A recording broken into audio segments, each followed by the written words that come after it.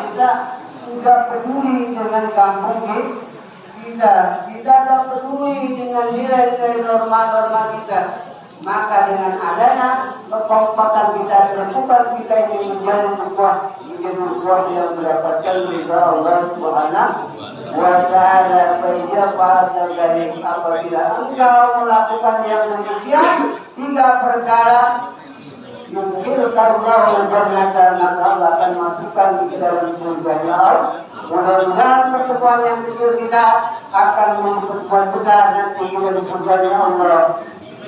Amin ya rabbal alamin. Saya dan waktu singkat, mudah-mudahan dapat bermanfaat buat pribadi saya, dan saya ingin merasakan yang gunung apa daya.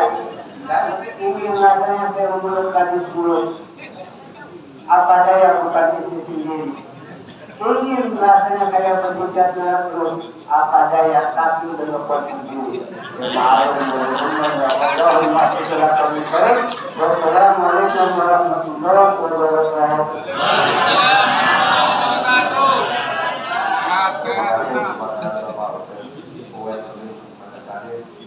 Jamaah rahmatullah, mari sama-sama kita dengarkan Al-Quran sana sekaligus doa penutup yang insyaallah akan disampaikan oleh guru kita Bapak Kiai Haji Abdul Razak MA. Dan sebelumnya dari kami ucapkan banyak terima kasih dan juga mohon maaf yang sebesar-besarnya.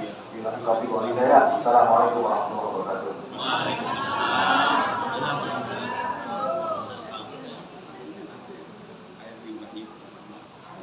Bismillahirrahmanirrahim. Assalamualaikum warahmatullahi wabarakatuh.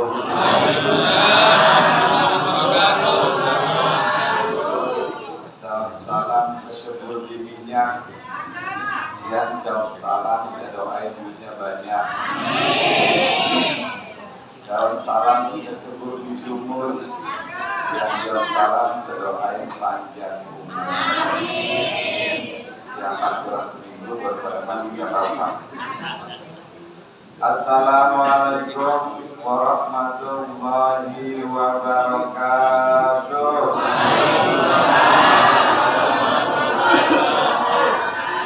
Alhamdulillah alladzi fadala bani adam bil ilmi wal amali ala jami'il alamin. Wassalatu wassalamu ala sayyidina Muhammadin sayyidil arabi wal ajam wa ala alihi wa ashabihi ya nabiyil ulumi wal hikami. Amma ba'du. Rabbi shrah li sadri wa yassir li amri wahlul 'uqdatam min lisani yafqahu qawli. Hadratan mukarram, para alim, para ulama, para kiai, para sepuh, para tokoh masyarakat, para tokoh agama, para tokoh sepatu, para tokoh bersenjata. Wabil khusus ini saya sebutkan kiai-kiai dulu, baru nanti RT RW, karena kalau kiai kan punya orang dalam di surga. Al-Mukarram Ustadz Hasanuddin, Al-Mukarram Ustadz yang apa-apa doang kemarin.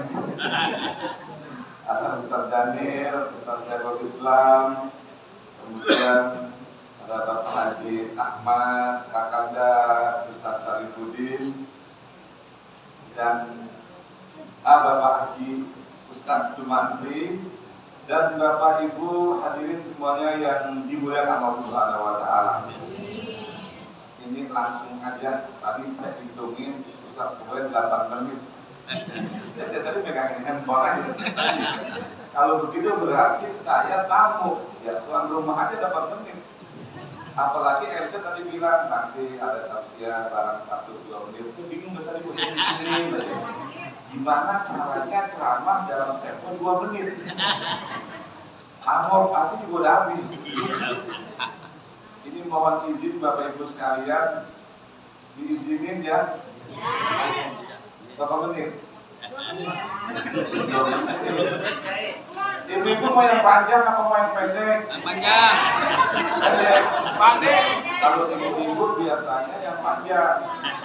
Jadi sebetulnya begini Bu, panjang pendek itu sama aja. Panjang juga kalau nggak masuk semua nggak enak. Lebih baik pendek tapi masuk Semua. Masuknya ceramahnya panjang masuk semua jadi ilmu, daripada pendek tidak masuk semua kan nggak jadi ilmu.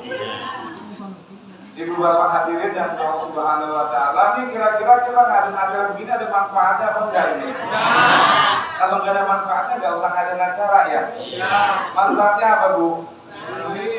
Ibu kalau begini manfaatnya apa? Ada dah apa? Tahu. Ya ini saya kasih tahu, ya saya kasih tahu daripada saya kasih tempe. Ini biar nanti tambah semangat.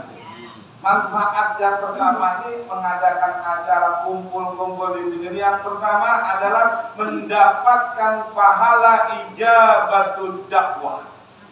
Mendatangi undangan hukumnya wajib, kita datang dapat pahala wajib ijabatul dakwah. Pahala kedua mendapatkan pahala idkhulus surur bil qalbil mu'minina shadaqatun, memberi kebahagiaan buat orang mukmin sedekah. Coba bayangin kalau Pak Edi ngundang 100 orang kagak datang satu-satu acan, sedih apa kagak? Datangnya kita membahagiain yang ngundang dapat pahala sedekah. Yang ketiga dapat pahala silaturahim. Tadi katanya udah dijelaskan tuh pahala silaturahim dahsyat sekali. Yang keempat dapat pahala apa? Dapat pahala berkumpul sama ulama, manjalasa ulama izdadallah al-fahma wal amala. Kumpul sama ulama itu jadi tambah rajin ibadah dan tambah pinter. Ini ulama semua Bu, cuma saya doang bukan. Kalau saya Bu baru. Yang kelima, sampai 5 tuh. Yang kelima dapat pahala apa? Dapat pahala tolabul ilmi faridotun ala kulli muslimin. Coba bayangin, nggak perlu saya jelasin dah, namanya juga tolabul ilmi. Perintahnya aja pakai faridotun, segot mubalaghah. Bukan tolabul ilmi fardun, bukan tolabul ilmi wajibun, tapi tolabul ilmi faridotun, fa'ilun mafa'ilun. Itu segot mubalaghah yang kalau diterjemahin begini, menuntut ilmu itu sangat wajib. Sholat wajib, zakat wajib, haji jadi menuntut ilmu 3 kali wajib. Sebab ibadah kepada ilmu yang akan diterima begitu. Pahala berapa itu?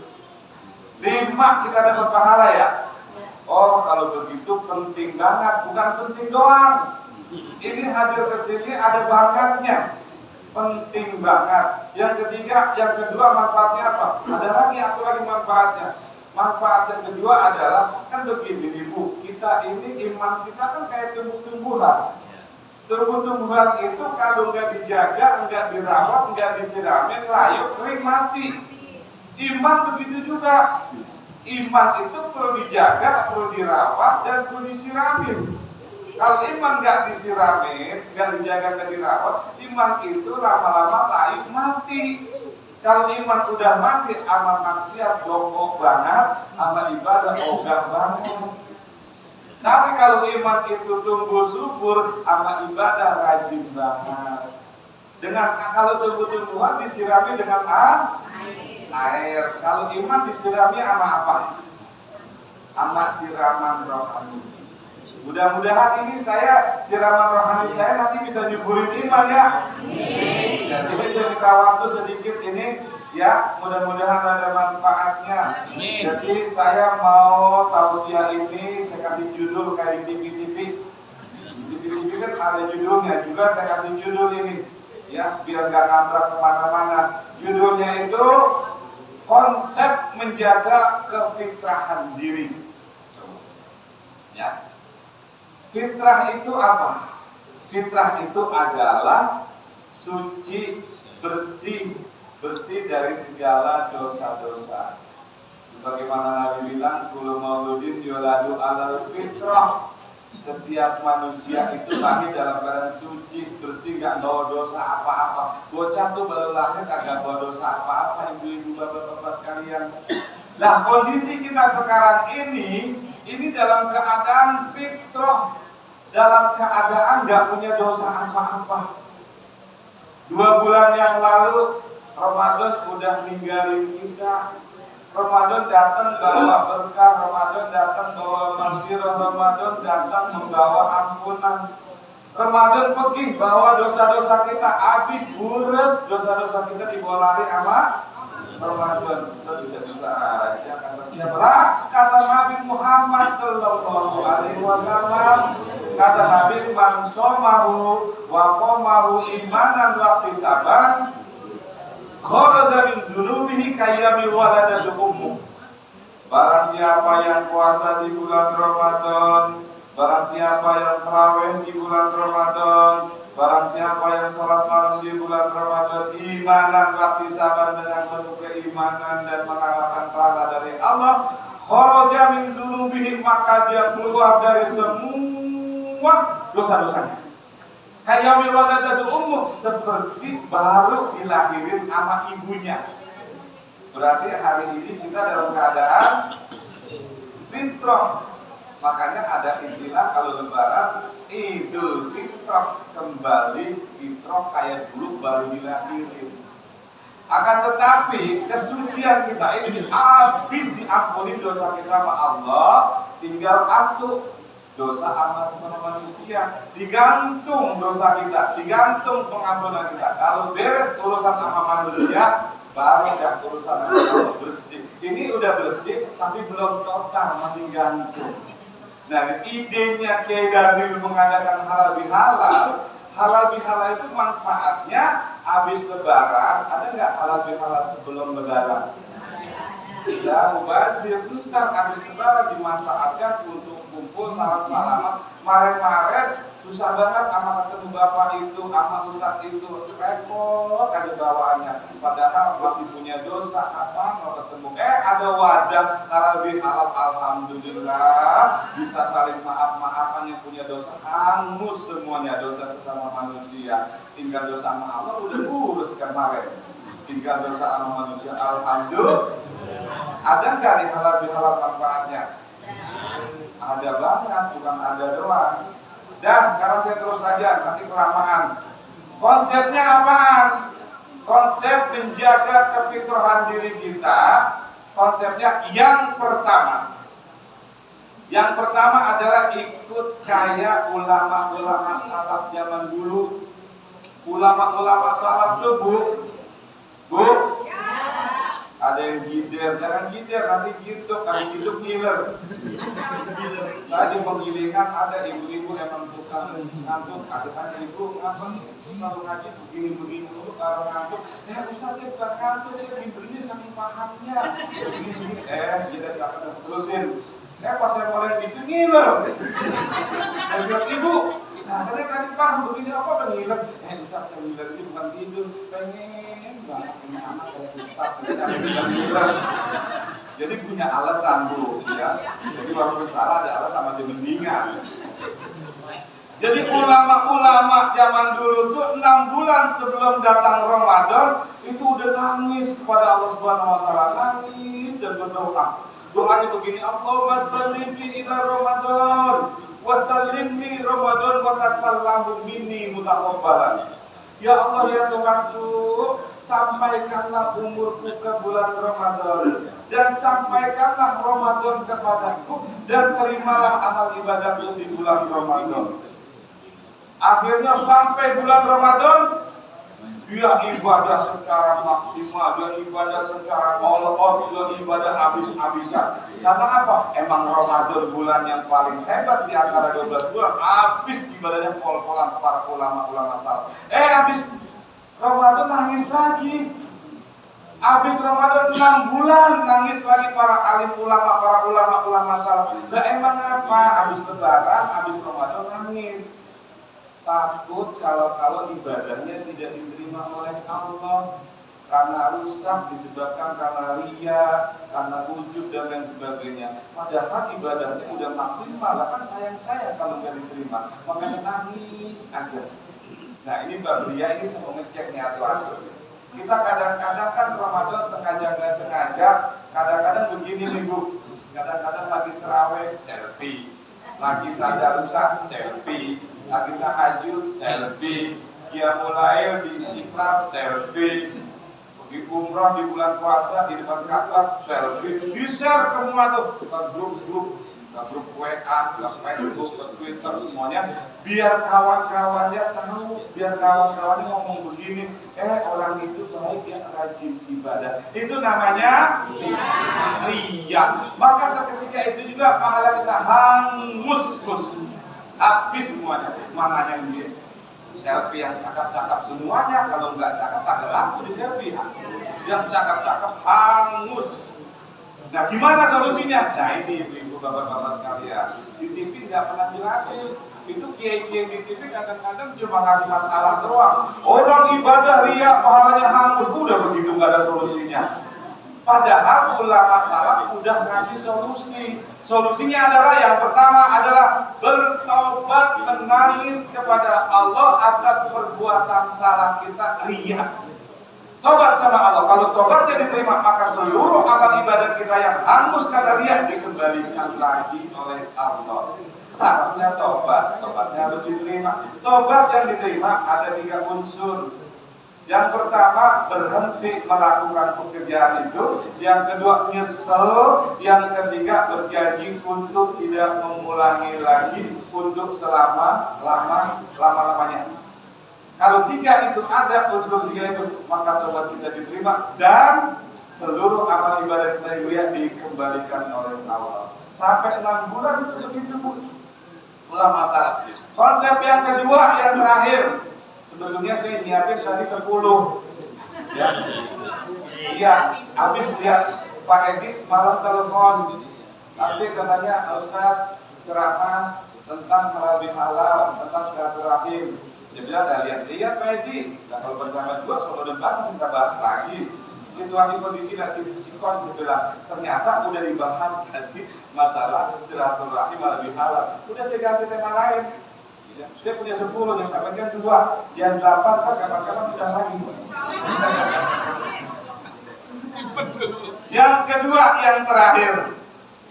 Yang kedua, bagaimana cara kita menjaga dan merawat kefitrahan diri kita dengan cara melakukan, meneruskan kegiatan kita yang kita amalkan di bulan Ramadan. Malah di bulan Ramadan kita rajin tadarus enggak? Rajin banget, rajin sedekah di bulan Ramadan, rajin tahajud di bulan Ramadan. Banyak amal-amal ibadah kita yang spesial di bulan Ramadan kita rajin banget. Sekarang harus kita teruskan. Nah ini saya mau kasih 1 aja ya, tadarusan. Saya akan memberikan sedikit motivasi, mudah-mudahan jadi semangat lagi tadarusan. Siapa saja dan apa saja yang berhubungan dengan Al-Quran, maka dia akan mendapatkan kemuliaan yang sangat luar biasa. Siapa saja dan apa saja, saya ulangi karena penting ini, yang berhubungan dengan Al-Quran, maka dia akan mendapatkan kemuliaan yang luar biasa. Satu contoh, Malaikat Jibril menjadi malaikat yang paling mulia di antara semua malaikat karena dia berinteraksi dengan Al-Quran, yaitu membawa Al-Quran. Yang kedua, Nabi Muhammad SAW menjadi nabi termulia di antara semua para nabi. Khairul anbiya, khairul mursalin. Nabi Muhammad mendapatkan nabi yang paling mulia. Kenapa? Karena nabi berinteraksi dengan Al-Quran, yaitu menerima Al-Quran. Ini saya kasih contoh banyak ini Bu. Saya baik banget. Biasanya kalau tukang jeruk, tukang contoh paling kayak sepongge. Ya, kalau kita dapat contoh berapa 10 biji, 10 mau contoh rampok. Contoh ketiga, Kenapa Nabi Muhammad yang kedua? Kenapa Nabi Muhammad menjadi Nabi yang paling mulia? Karena Nabi Muhammad berinteraksi dengan Al-Quran, yaitu menerima Al-Quran. Contoh ketiga, bulan suci Ramadan menjadi bulan yang sangat mulia di antara 12 bulan. Bulan yang paling hebat di antara 12 bulan. Kenapa Ramadan menjadi bulan yang sangat hebat dibanding bulan-bulan lainnya? Karena Ramadan berinteraksi dengan Al-Quran. Syahrul Ramadan allazi unzila fihil Quran. Di bulan Ramadan diturunkannya Al-Quran. Contoh keempat, Lailatul Qadar. Malam Lailatul Qadar menjadi malam yang sangat mulia dibanding seluruh seada-adanya malam. Bahkan Allah tuh kalau bandingin 1000 bulan sama dengan 83 tahun. Berarti satu malam Lailatul Qadar lebih baik daripada 83 tahun malam. Kalau kita kadang bandingin maksimal paling 2 ya. Ibu ini sama ibu ini baikan 3 kali ibu ini. Bapak ini sama bapak ini 3 kali baikan bapak ini. Kita nggak ada sampai 1000, betul nggak? Nah, bilangan dalam bahasa Arab atau bahasa Indonesia sama aja, itu biasanya 1000 udah maksimal, nggak pakai jutaan. Jadi kalau umpamanya orang bilang saya ucapkan 1000 terima kasih, itu benar. Tapi kalau saya ucapkan miliaran terima kasih, jutaan terima kasih, banyak sih tapi nggak benar. Lailatul Qadar menjadi malam yang sangat mulia di antara semua malam. Kenapa Lailatul Qadar menjadi malam yang sangat mulia? Karena Lailatul Qadar berinteraksi dengan Al-Quran, yaitu malam diturunkannya Al-Quran. Contoh kelima, biar saya obrol aja contohnya semuanya ini. Contoh kelima, Mekah dan Madinah mendapatkan julukan Haramain, kota paling mulia sedunia. Gak ada yang lebih mulia dari Mekah dan Madinah. Kenapa Mekah dan Madinah menjadi kota termulia sedunia? Karena kota Mekah dan Madinah berinteraksi dengan Al-Quran, yaitu tempat diturunkannya Al-Quran cuma di 2 kota itu doang. Contoh ke-6, umatnya Nabi Muhammad, kata Allah, kuntum khairu ummatin ukhrijat linnas. Kalian itu umat terbaik. Umatnya Nabi Muhammad umat paling mulia di antara semua umat yang ada di jagat raya ini. Kenapa umatnya Nabi Muhammad menjadi umat terbaik?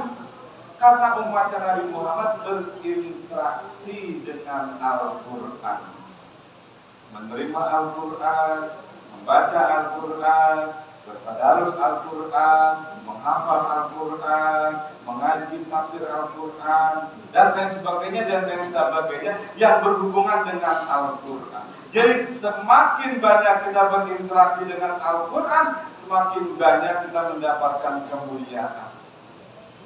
Contoh, saya bagi contoh aja nih, testimoni atau contoh kasus.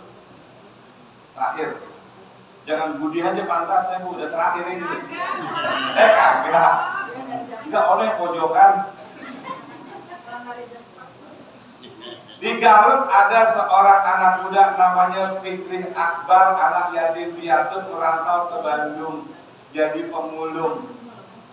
Terus kemudian di tengah-tengah dia lagi jadi pemulung, dia kehujanan, dia berhenti ngasoh, nunggu hujan berhenti, dia baca Quran. Aneh apa kagak pemulung ngasoh nunggu hujan berhenti baca Quran, aneh apa kagak? Aneh, kalau kita baca Quran kagak aneh.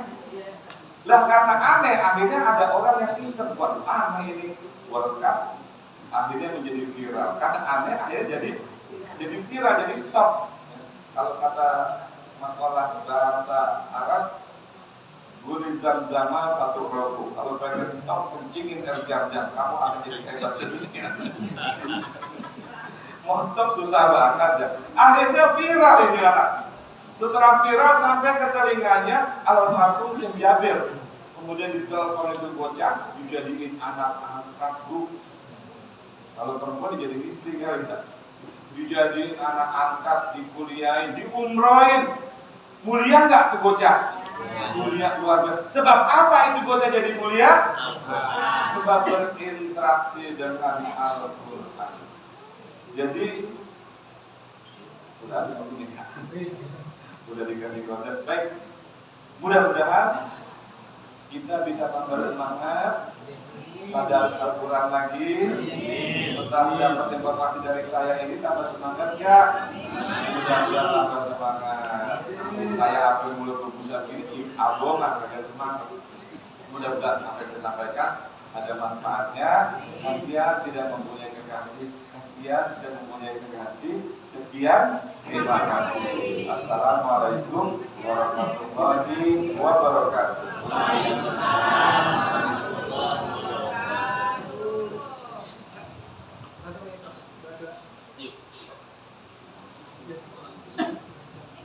So